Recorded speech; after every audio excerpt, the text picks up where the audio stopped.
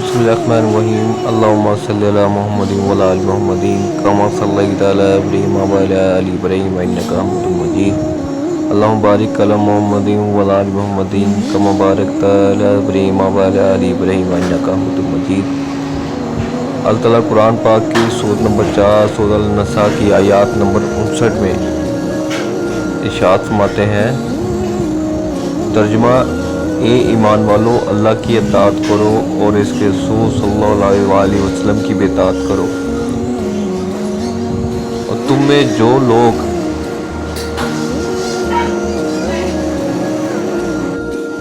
صاحب اختیار ہوں ان کی بھی۔ پھر اگر تمہارے درمیان کسی چیز میں اختلاف ہو جائے تو اگر واقعی تم اللہ اور یوم آخرت پر ایمان رکھتے ہو تو اسے اللہ اور رسول کے حوالے کر دو،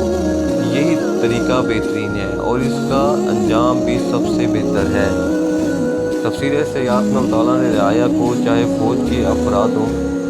یا عام لوگ، انہیں اپنے رسول صلی اللہ علیہ وآلہ وسلم اور حکام عمرہ کی اطاعت کا حکم دیا ہے۔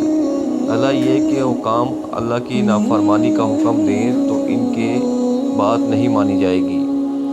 شاہ عبد القادر رحمۃ اللہ علیہ لکھتے ہیں، اختیار والے بادشاہ، قاضی اور جو کسی کام پر مقرر ہوں، اس کے حکم پر چلنا ضروری ہے جب تک وہ اللہ اور اس کے رسول صلی اللہ علیہ وسلم کے حکم کے خلاف حکم نہ کریں، اور اگر صریح خلاف کریں تو حکم نہ مانیں۔ حکم صلی اللہ علیہ وآلہ وسلم نے فرمایا، اطاعت صرف نیکی کے امور میں ہے۔ عبداللہ بن عمر رضی اللہ عنہ بیان کرتے ہیں کہ حکم صلی اللہ علیہ وآلہ وسلم نے فرمایا، ہر مسلمان کو لازم ہے کہ وہ ہر کام میں خواہ اسے پسند ہو یا ناپسند ہو،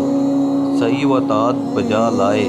بشرطیہ کہ اسے کسی معصیت کا حکم نہ دیا گیا ہو، اور اگر اسے کسی معصیت کا کام کا حکم دیا گیا ہو تو اس میں صحیح و اطاعت نہیں۔ اس آیات میں ایک نہایت اہم حکم دیا گیا ہے کہ باہمی نزاع اور جھگڑے کی صورت میں اللہ اور رسول اکرم صلی اللہ علیہ وسلم کی طرف رجوع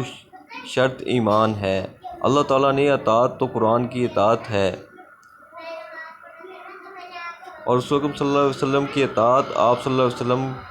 کی زندگی کے بعد آپ کی صلی اللہ علیہ وسلم کی سنت کی اطاعت ہے، اور یہ اطاعتیں اصل اور مستقل ہیں۔ اس سے ثابت ہوتا ہے کہ قرآن کی طرح رسول اکرم صلی اللہ علیہ وسلم کی حدیث بھی اسلامی قانون کا مستقل ماخذ ہے۔ نواب صدیق حسن خان رحمۃ اللہ لکھتے ہیں، اس آیات سے مقتدین تقلید کی واجب ہونے پر دلیل لیتے ہیں، لیکن یہ دلیل نہیں ہو سکتی کیونکہ اولو الامر سے بادشاہ اور حکام مراد ہیں۔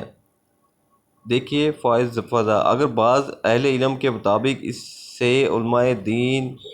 مراد ہیں تو اس میں اول تو کسی عالم کی تخصیص نہیں ہے، دوسرے یہ فرض تسلیم عالم کی تقلید کا حکم ہے تو وہ اس وقت تک ہے کہ اس کا حکم قرآن و حدیث کے موافق ہو، اگرچہ یہ تقلید نہیں بلکہ قرآن و حدیث پر عمل ہے۔ پھر خود چاروں اماموں نے اپنی تقلید سے منع فرمایا ہے اور قرآن کریم نے حکم دیا ہے کہ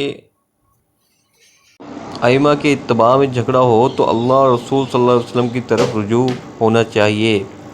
اس سے یہ بھی معلوم ہوا کہ صحابہ تابعین یا ائمہ میں اگر کسی مسئلے پر نزاع ہو تو کسی کا قول بھی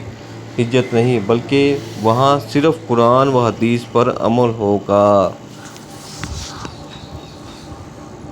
تو اللہ سے دعا ہے جو آیات پڑھی ہے، تفسیر ترجمہ پڑھا، اس پر عمل کرنے کی توفیق عطا فرمائے۔ اس سے تفسیر ترجمے سے ظاہر ہوتا ہے کہ ہمیں